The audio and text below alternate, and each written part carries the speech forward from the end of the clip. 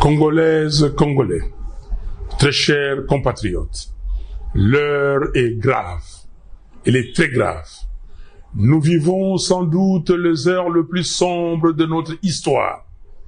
La balkanisation de notre pays que l'on redoute depuis 1960 n'est plus une menace lointaine.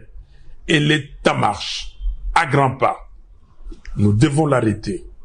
Et pour cela, je m'adresse solennellement à 3 compatriotes, Corneille Nangaa, Joseph Kabila et Félix Tshisekedi. Monsieur Nangaa, je vous en conjure, cessez d'être complice des massacres de nos frères et sœurs. Cessez de livrer notre sol, nos vies et nos ressources aux forces étrangères. Le sang congolais ne peut plus couler avec votre complicité. Aucune ambition ne vaut le prix de la souffrance de tout un peuple.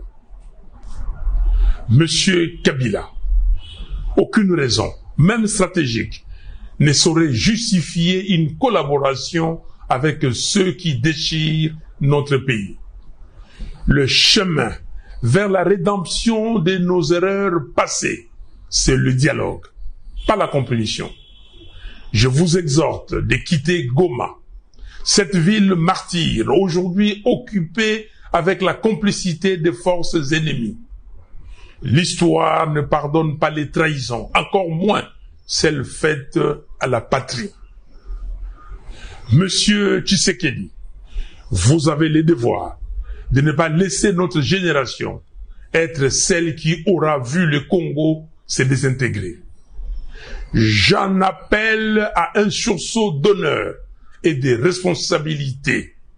Je veux vous voir, non pas pour une faveur, mais pour une discussion directe, sans faux semblant, sans compromission, mais par patriotisme, afin de trouver une issue digne à cette crise existentielle. Oui, s'il faut mourir pour que le Congo renaisse, alors mourons. Mais que notre mort soit utile. Que ce combat soit celui pour la résurrection nationale. Peuple congolais, dressons nos fronts longtemps courbés. Ces paroles de notre hymne national ne doivent plus rester des mots vides.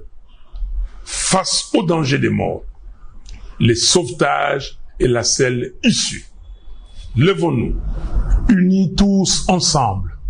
Soyons déterminés, refusons la fatalité.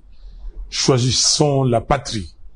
Construisons enfin cette cohésion nationale, fruit espéré des temps de sacrifices que le sang versé n'a jamais vu naître. Le Congo nous appelle, le Congo nous attend, le Congo a besoin de chacun de nous. Nous avons besoin de la cohésion nationale. Que Dieu bénisse le Congo et son vaillant peuple. Je vous remercie.